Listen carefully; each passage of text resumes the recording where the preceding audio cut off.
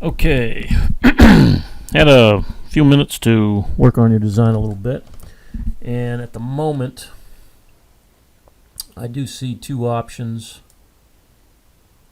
I do wish the room was a little deeper, meaning I wish this wall was a foot further out, but these two options that I have use an island, and the one that might be most practical is this, because I'm not changing where the stove is, and where the refrigerator is going to stay regardless of the option. So I'll show you this one first, keeping the stove where it is. But this is a refrigerator wall, counter depth refrigerator, definitely, in order to do the island. The island I shrunk to 21 inches deep, where cabinets are generally 24 inches deep. This would be a pantry with pull-out shelves. The bottom section, you got 4 doors. Top section has a shorter door, the bottom section has a longer door, and there would be at least 4 roll-out trays in this section here. And of course you have the refrigerator. Then we have here, I've done this a few times for customers, drawers at the bottom and then 2 big doors at the top. That cabinet would look like this, although the drawers, I mean, you can do this too. Behind these 2 doors were roll-out trays, but I've got drawers here. And then when you open the cabinet, this is countertop right here, and we have a coffee station in here with an outlet. You can see the outlet there. Done that a few times. There's another picture there. But that might, that would certainly allow you to hide appliances. It would be practical to have a couple of roll-out trays here, but it doesn't get so practical when it's up in the top. This customer chose to stick with adjustable shelves at the top, and of course the roll-out trays at the bottom. I'm suggesting that you go with 3 drawers. 1, 2, 3, and then the 2 tall doors. Then the island could be anything, but at the moment I've got 2 cabinets that are 36 inches wide with a drawer, and behind the 2 doors would be roll-out trays. The island's sitting for 3 people. This chair would be a little tight. We like to see 30 inches of space for each chair. This chair is fine, and this chair is fine, but this chair is a little tight because of the posts holding up the countertop.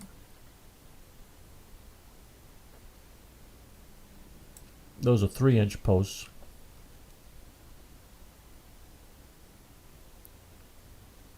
Then the stove,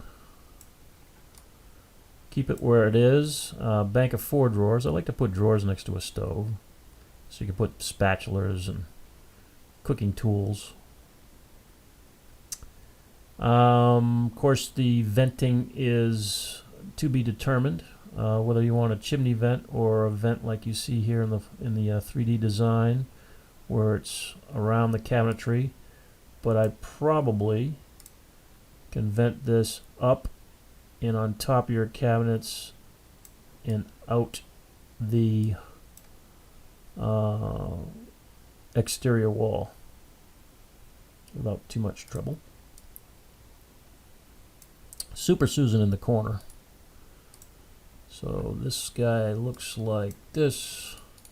Has 2 trays in the corner that spin independently on fixed shelves. That's usually the best thing for a corner.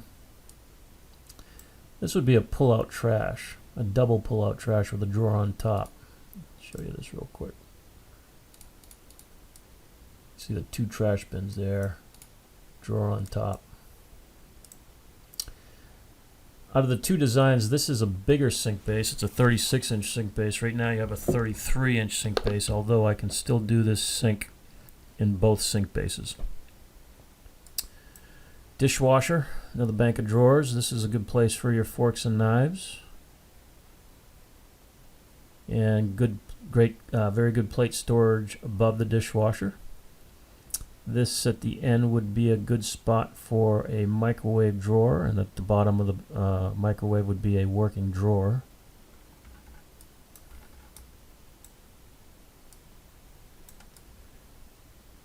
So that's plan A,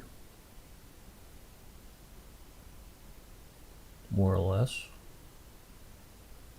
Of course, the crown molding would go to the ceiling.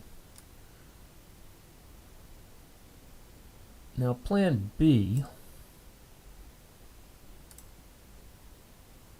is this. I just basically moved the stove. This wall staying exactly the same. The island staying exactly the same. I moved the stove because it's a little easier to vent a stove on an outside wall. Microwave would go over here. Bank of 4 drawers. Super Susan. Changing the dishwasher, either whether it's on the right side or the left side, doesn't make any difference. Cost-wise, either, it doesn't make any difference. This is a 33 wide sink base, so it's a little smaller, the sink base cabinet. The other drawing had a 36. This would be a double pull-out trash with a drawer. As you can see, stove. So, I mean, your existing stove has gas, so the gas line would have to move. So, yeah, this drawing would cost more money because we're moving the infrastructure. Either one I can do. And I'm pretty confident I can vent the stove to the outside with either drawing. But I did want to show you 2 options. Of course, I'm leaning towards option A instead of this option B because it's going to be a little more cost effective.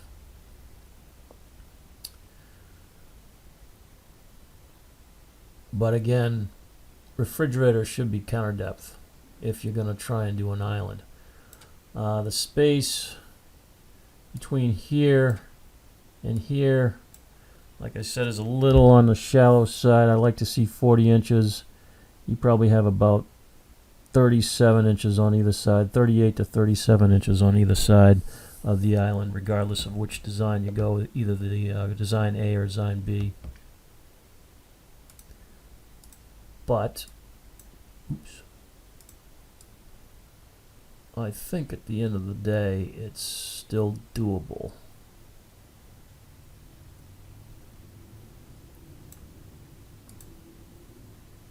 Go back to plan B, plan A.